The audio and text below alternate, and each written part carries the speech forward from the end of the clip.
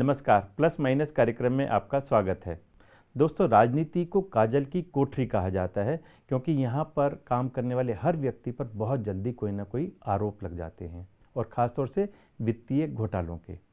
लेकिन आज हम आपको एक ऐसी शख्सियत से मिलवाएंगे जिसने राजनीति की बुलंदियों को छुआ, शिखर तक पहुँचा, लेकिन फिर भी बिल्कुल निष्कलंक और अपने फील्ड में बहुत अच्छा, बहुत बेहतर काम किया और बहुत जल्दी आपके बीच जनादेश लेने के लिए दोबारा आने वाले हैं।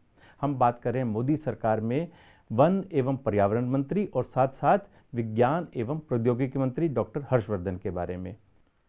उनसे मिलेंगे, लेकिन पहले एक नज़र उनके अब तक के राजनीतिक सफर पर।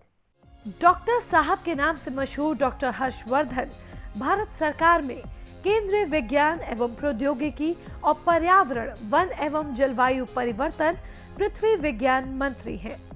वर्तमान में वे 16वीं लोकसभा में संसद सदस्य के रूप में दिल्ली के चांदनी चौक का प्रतिनिधित्व करते हैं। डॉक्टर हर्षवर्धन बचपन से राष्ट्रीय स्वयंसेवक संघ कार्यकर्ता रहे हैं, जिसने धीरे धीरे उन्हें राजनीति की तरफ मोड़ दिया। हर्षवर्धन दिल्ली विधानसभा चुनाव के इतिहास में कभी नहीं हारे हैं। लोकसभा से पहले वे दिल्ली विधानसभा चुनाव में बीजेपी की तरफ से दिल्ली मुख्यमंत्री उम्मीदवार के रूप में चुने जा चुके हैं। उनकी इस दूरगामी सोच का ही नतीजा है कि आज राजधानी दिल्ली पोलियो मुक्त शहरों की सूची में शामिल हुई। पोलियो कार्यक्रम की कामयाबी पर हर्षवर्धन को विश्व स्वास्थ्य संगठन और पूर्व अमेरिकी राष्ट्रपति बराक ओबामा से भी तारीफ प्राप्त कर चुके हैं। पर्यावरण, वन एवं जलवायु परिवर्तन मंत्री के तौर पर इन्होंने पर्यावरण की रक्षा के लिए एक बड़े नागरिक अभियान ग्रीन गुड डीड्स की शुरुआत की है।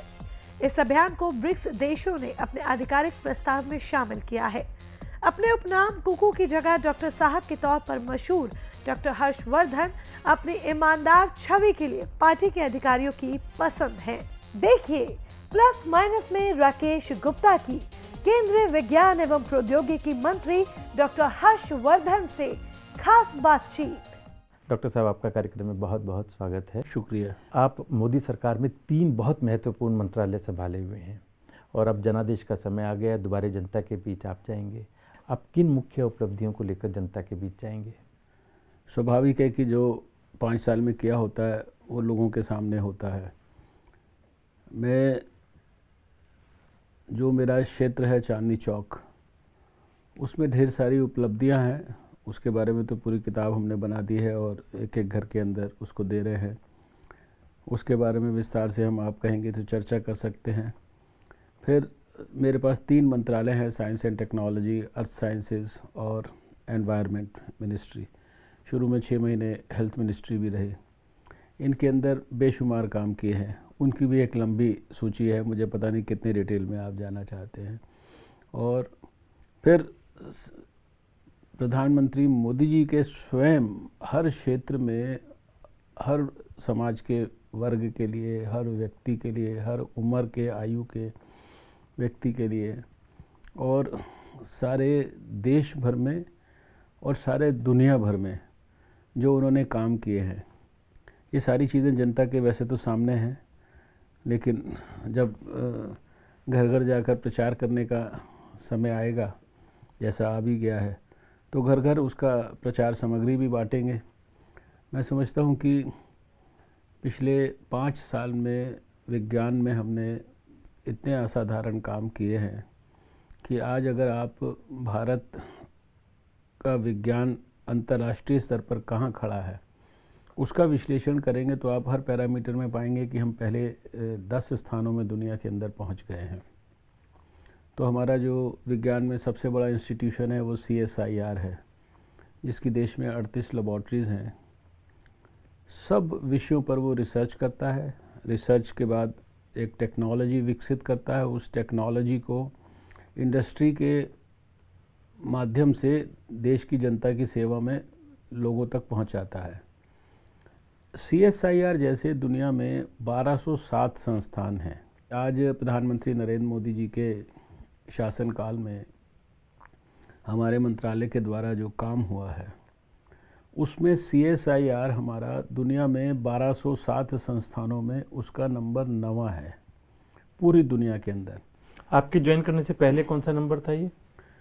उसके ज्वाइन करने से पहले तो कोई रैंकिंग वगैरह में विशेष लेवल पे था ही नहीं, अभी फर्स्ट 10 रैंकिंग्स के अंदर है। 2004 में सुनामी आई थी देश के अंदर, जो है हज़ारों लोग जो है उनके घर चले गए, उनकी प्राण चले गए, क्योंकि हमें अचानक सुनामी आई, हमें ठीक से शायद पता भी नहीं लगा। आज नाम नहीं सुना था और इसकी फोरकास्ट का आज दुनिया में सुनामी का अर्ली वार्निंग सिस्टम जो है उसको देने के लिए संसार के अंदर जो भारत है उसका पहला नंबर है। जितने ओशन के इर्द गिर्द, जिसको रिम कंट्रीज़ बोलते हैं, उन सबको सुनामी के बारे में जानकारियाँ हम देते हैं, और हम बड़े गर्व से कहते हैं कि जापान फॉल्स वार्निंग कर सकता है, भारत नहीं करता है।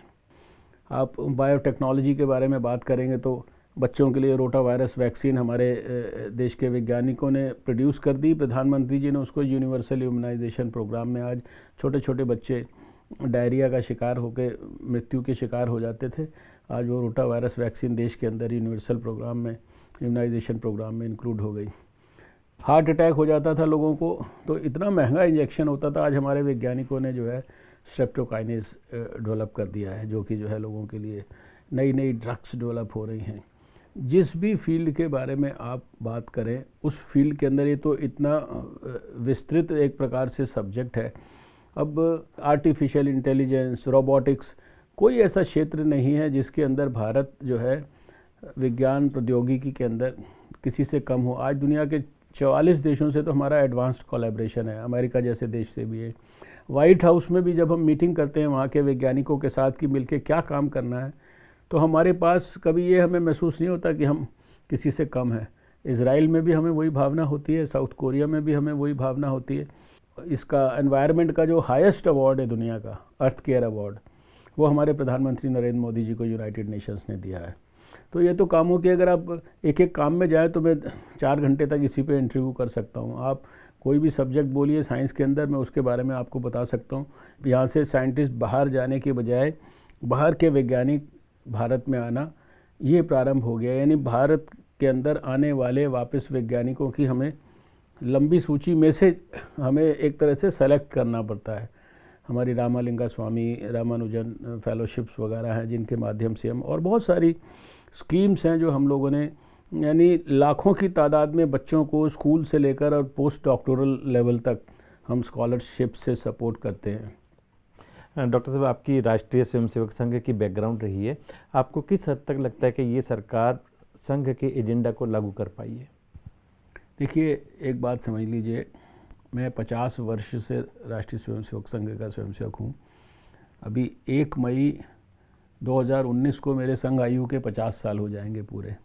25 साल मेरे सार्वजनिक जीवन में यानी बीजेपी में काम करते हुए हो गए। मैं 12 अक्टूबर 1993 को भारतीय जनता पार्टी ने मुझे लड़ने, आधा जीवन संघ में गया, आधा बीजेपी। 25 साल मैंने एक्टिवली बीजेपी में काम किया, 50 साल पूरा एक तरह से संघ के स्वयंसेवक तो अभी हैं ही हैं संघ के अंदर।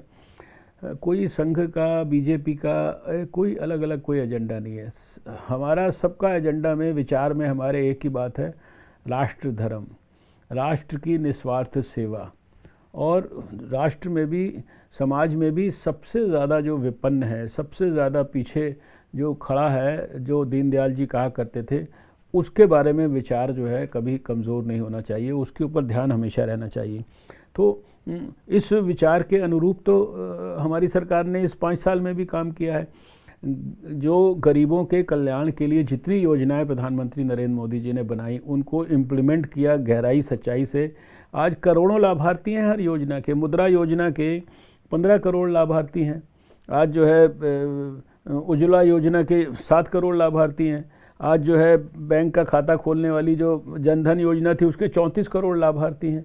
100 रुपये के बदले 100 रुपया सीधा अकाउंट में, खाते में पहुंच जाता है, जहां राजीव गांधी कहते थे 100 रुपये का 15 पैसा पहुंचता है। तो ये, और अब इस देश ने 26 नवंबर 2008 देखा था जब बम्बई के ताज होटल में कितना बड़ा हमला हुआ था, 170 लोगों के प्राण चले गए थे। और इस देश के लोगों ने नरेंद्र मोदी जी को भी देखा है, उरी के बाद देखा और अभी पुलवामा के बाद देखा। तो ये तो जज्बा ही तो है ना, ये राष्ट्र धर्म है, कमिटमेंट है देश के लिए, वो हिम्मत देता है। वही एयरफोर्स है, वही हवाई जहाज़ है, वही पायलट है, लेकिन पीछे नेतृत्व जो है देने वाला, उनको बल देने वाला, उनको ऊर्जा देने वाला, उनको उत्साहित करने वाला जो है प्रधानमंत्री बदल गया। अब अटल बिहारी वाजपेयी जी 1998 में प्रधानमंत्री बने थे, 2 महीने के अंदर उन्होंने जो है पोखरण विस्फोट कर दिया, हमें न्यूक्लियर नेशन बना दिया। तो ये जज्बा था ना, कवि हृदय थे, लेकिन 2 महीने में इतना बड़ा फैसला करके भारत को कहाँ पहुँचा दिया। अभी आपने देखा कि नरेंद्र मोदी जी ने, उन्होंने हमें न्यूक्लियर नेशन बनाया।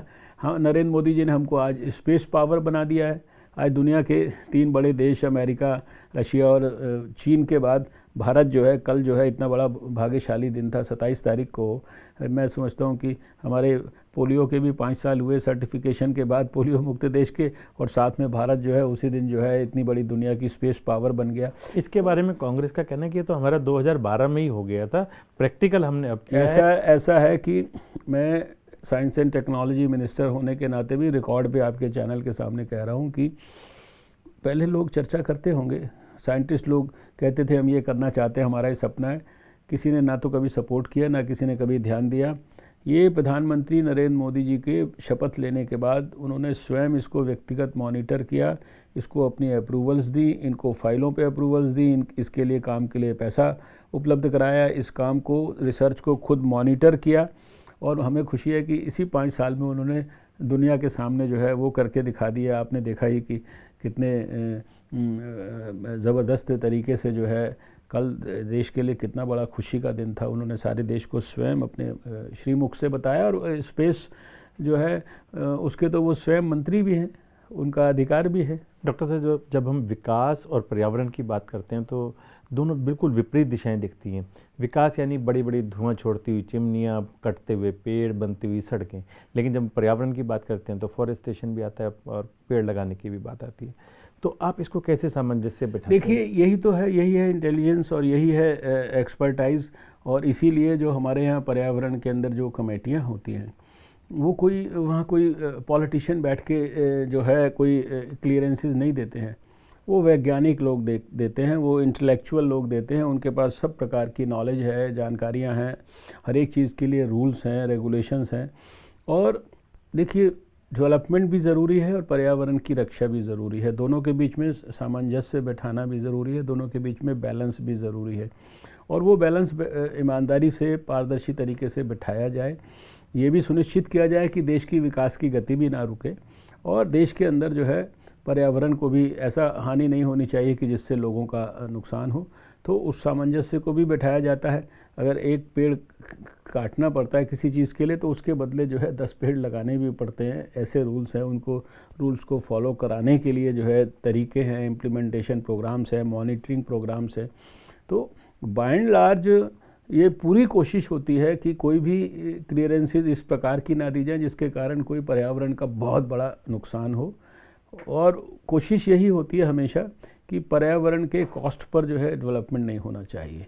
इसलिए ये तो एक्सपर्ट लोग जो है तय करते हैं, और एक्सपर्ट्स लोग भी, हम लोग बड़े पारदर्शी तरीके से, जो बेस्ट पॉसिबल साइंटिस्ट होते हैं, उनको किसी दुनिया के किसी व्यक्ति विशेष से इंटरेस्ट नहीं होता। उनको रूल पता है, उनको प्रिंसिपल पता है, उनको दिशा पता है, वो उसके अनुरूप जो है वो क्लियरेंसेस देते हैं। डॉक्टर साहब, बहुत लंबी लिस्ट है आपकी अचीवमेंट्स की, और उस पर चर्चा करने लगेंगे तो वाकई बहुत समय चाहिए।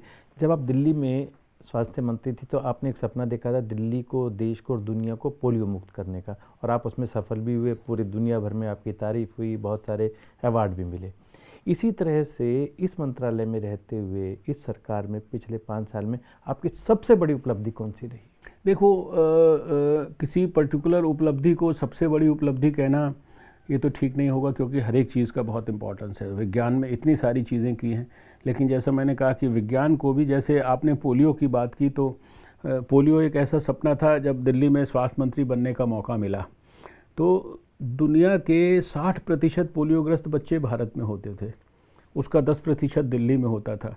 और सारे दुनिया में लोग बोलते थे, भारत के अंदर जो जब बात करते थे इसके लिए विश्व स्वास्थ्य संगठन वाले, तो कहते थे भारत में कैसे हो सकता है, इतने सारे बच्चे एक साथ कैसे उनको देकर कैसे हम इसको जड़ से ख़त्म कर सकते हैं। तब हमने कहा अगर बैलेट पेपर दे सकते हो सबको तो ये भी करना पड़ेगा। और लगातार 1993 से काम करना शुरू किया। तो 2014 में तो हमें सर्टिफिकेशन मिल गया। हमारे भारत को सर्टिफिकेशन होने का पोलियो मुक्त देश के रूप में 5 साल पूरा हुआ। अभी आपने सुना होगा कि 2019 के अंदर जो क्लाइमेट पॉलिसी के बनाने वाले जो दुनिया के अंदर जो टॉप 100 लोग हैं, जिनको टॉप 100 की लिस्ट में रखा गया, उसमें डॉक्टर हर्षवर्धन को रखा गया है। और क्लाइमेट चेंज और ग्लोबल वार्मिंग पे जो हमने भारत ने किया, उसकी जो रिपोर्ट हमने अंतर्राष्ट्रीय स्तर पर पब्लिश की है, जो अभी 2018 के अंदर, उसमें जो है शायद भारत एक ऐसा अकेला देश होगा जो उसने जो अंतर्राष्ट्रीय स्तर पर दुनिया से प्रॉमिस किया, उसको जितने समय में करने का प्रॉमिस किया, उससे पहले उसने उसको अचीव करने की जो है रिपोर्ट दुनिया के सामने प्रस्तुत की है। 2030 तक हमें हमारी इंस्टॉल्ड कैपेसिटी का 40% क्लीन एनर्जी से उपलब्ध कराना है 2030 तक। आज हम 2019 पे आपसे बात कर रहे हैं, हम 35% ऑलरेडी कर चुके हैं।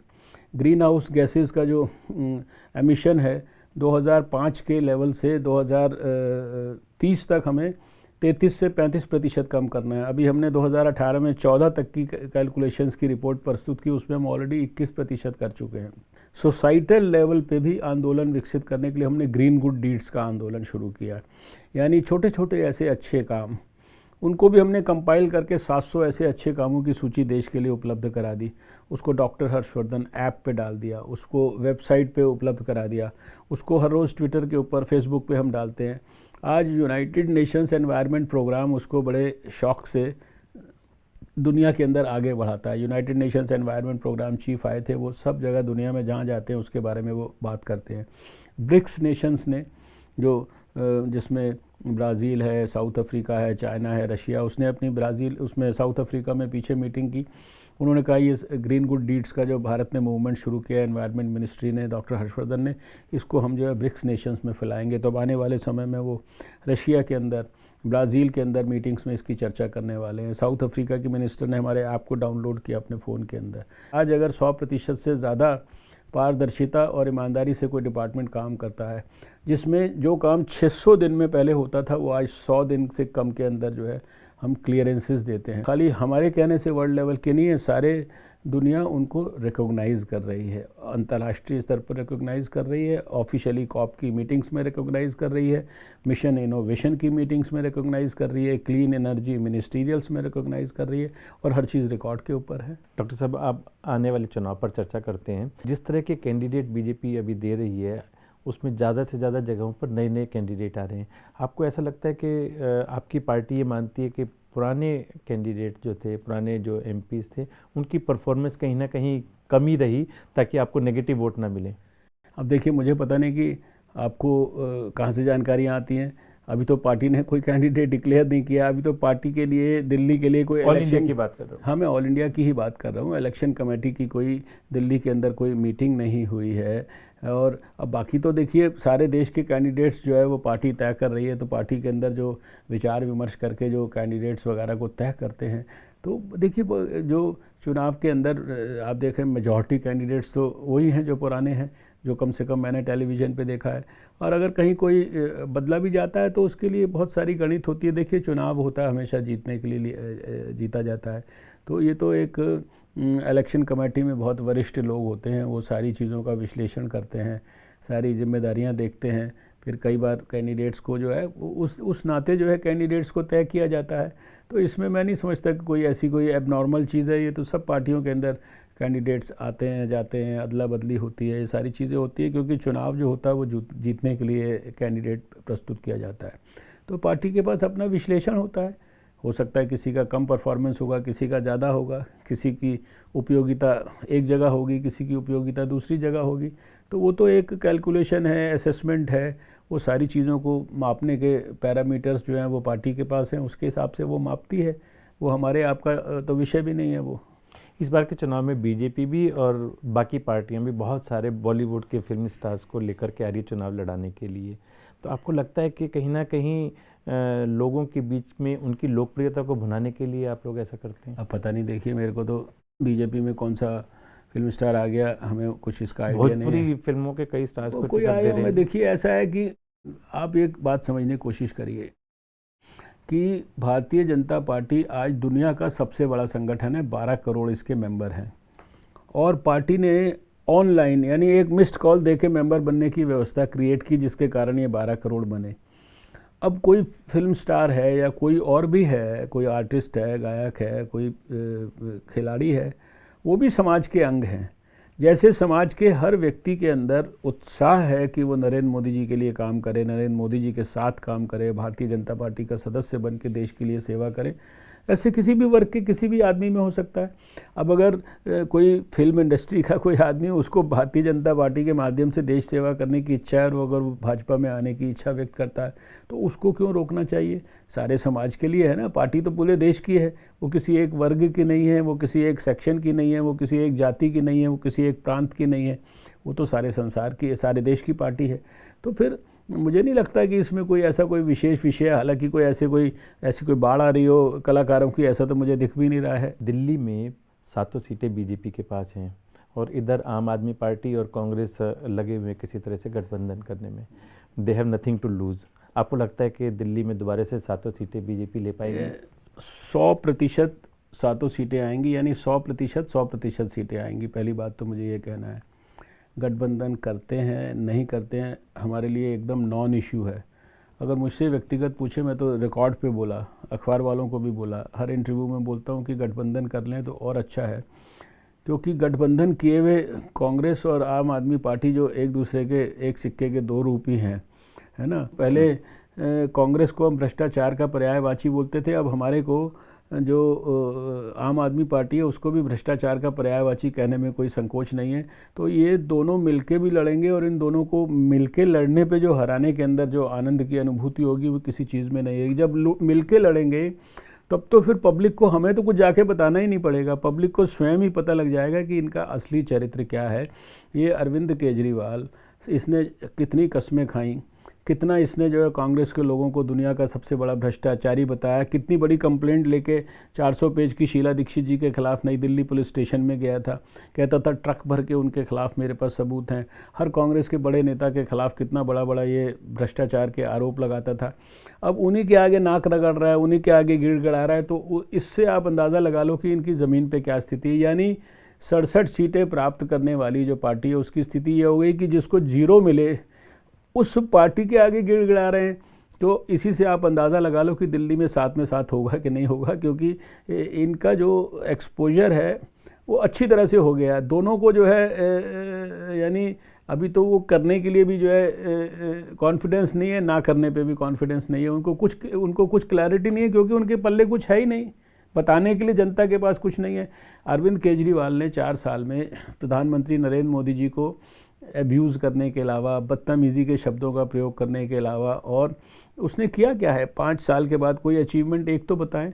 500 स्कूल कहाँ गए, 20 कॉलेज कहाँ गए, वाईफाई कहाँ गया, इतनी दुनिया भर की, इतना 70 पॉइंट का मैनिफेस्टो बनाया था। वो भी कहेंगे कि आपके 2 करोड़ लोगों को रोजगार देने का आपका काला धन का कहाँ गया? एक भी बात अगर करके दिया तो, अरे भाई हमारा तो जो है दुनिया के अंदर सारे, आज संसार में पाकिस्तान को छोड़ दीजिए तो दुनिया का हर देश जो है प्रधानमंत्री मोदी की उनके कामों के कारण इज्जत करता है।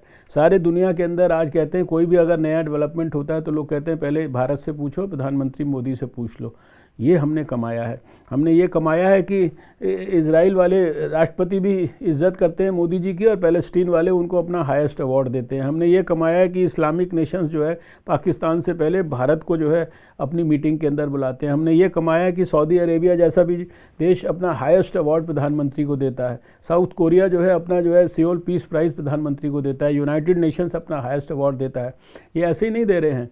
और मैं समझता हूँ कि भ्रष्टाचार के ख़िलाफ़ तो जितनी गहराई से, सच्चाई से प्रधानमंत्री ने काम किया, चाहे वो जीएसटी लागू किया, चाहे वो नोटबंदी की, चाहे वो स्पेशल इन्वेस्टिगेशन टीम, पहली कैबिनेट का फैसला था।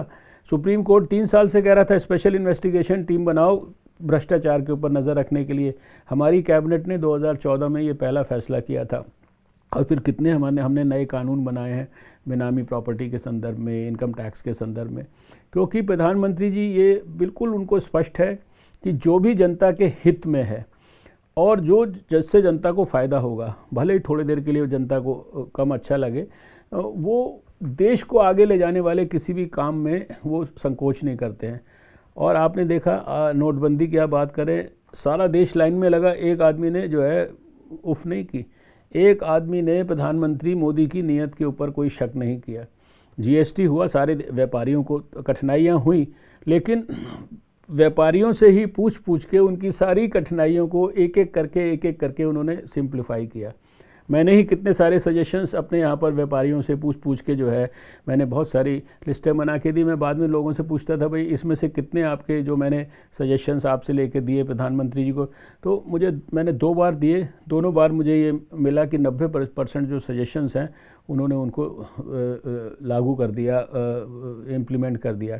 तो प्रधानमंत्री जी को तो किसी के सर्टिफिकेट की ज़रूरत नहीं है। आज वो कह रहे हैं कि भ्रष्टाचार के खिलाफ चौकीदार बन जाओ, आतंकवाद के खिलाफ चौकीदार बन जाओ, जो गंदगी है उसके खिलाफ चौकीदार बन जाओ, समाज में कुरीतियों के खिलाफ चौकीदार बन जाओ। अगर प्रधानमंत्री ने ईमानदारी से काम ना किया होता, भ्रष्टाचार के खिलाफ उनके जज्बा ना होता, आतंकवाद के खिलाफ उनका जज्बा ना होता, तो आज करोड़ों लोग अपने ट्विटर हैंडल के ऊपर अपने नाम के आगे चौकीदार लगा लेते, क्योंकि प्रधानमंत्री ने कहा है। आखिर कुछ किया है देश के लोग, उनका 130 करोड़ लोग बहुत हृदय से, मन से जो है प्रधानमंत्री मोदी जी का सम्मान करते हैं। और मैं तो एक बात और बोलता हूँ, और बड़े डंके की चोट पे बोलना चाहता हूँ कि 2014 में भारत के 132 करोड़ लोगों का ये सौभाग्य है, दैवी कृपा हुई है भारत के लोगों के ऊपर कि उनको नरेंद्र मोदी जैसा एक, जिसे कहते हैं बहुत ही कर्मयोगी प्रधानमंत्री मिला है, जो गरीबों के लिए मसीहा है, देश के लिए मसीहा है, और जिसके नेतृत्व में निश्चित रूप से आने वाले वर्षों में भारत विश्व गुरु की ऊंचाइयों पर पहुंचेगा।